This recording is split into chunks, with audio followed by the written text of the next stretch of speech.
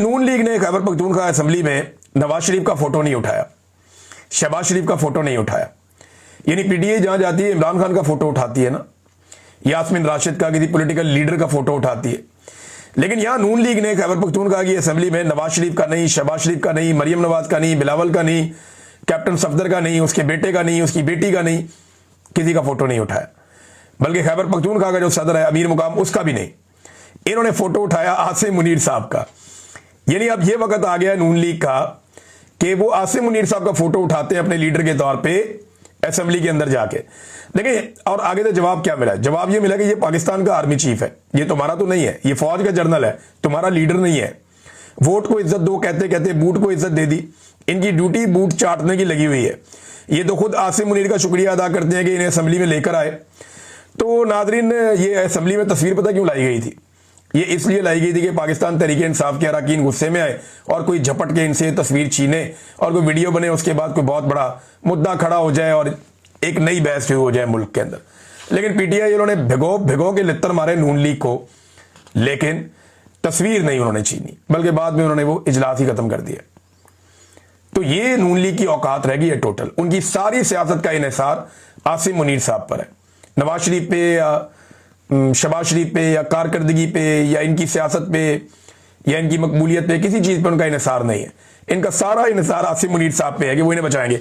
और आसिम मुनीर साहब को ना, मैं एक वैसे कभी मैं मशवरा देता नहीं, किसी को भी नहीं देता, लेकिन यहां हालात इतने खराब हैं कि उन्हें चाहिए कि अपने जो मुशीरान है ना, उनको जरा तब्दील करें।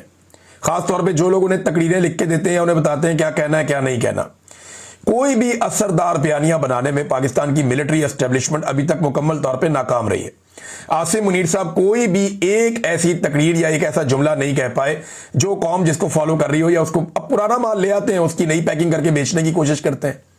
यानी वही बातें जो ज़ियाउल हक के दौर से चली आ रही हैं, वही बातें जो मुशर्रफ के दौर से चली आ रही हैं, जो बातें गुज़िश्ता डिक्टेटर्स कह चुके हैं, वही बातें दोबारा होती हैं। यानी हरमैन शरीफैन की हिफाजत वाला जो बयानिया है, वो आपको याद है कि जनरल मुशर्रफ ने भी बेच दिया था, जनरल ज़ियाउल हक ने भी मादी में बेच दिया था।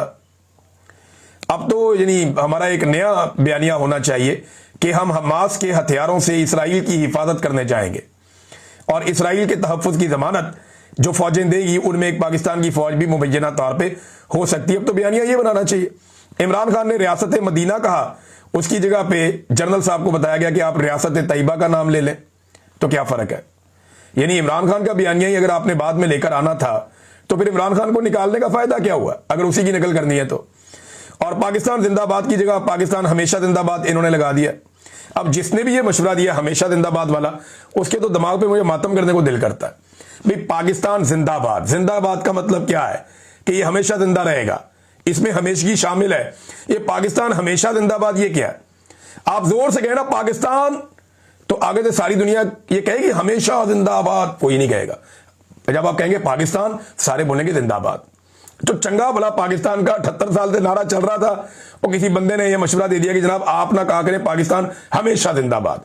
और भाई, जिंदाबाद के अंदर जो है वो हमेशगी ऑलरेडी मौजूद है।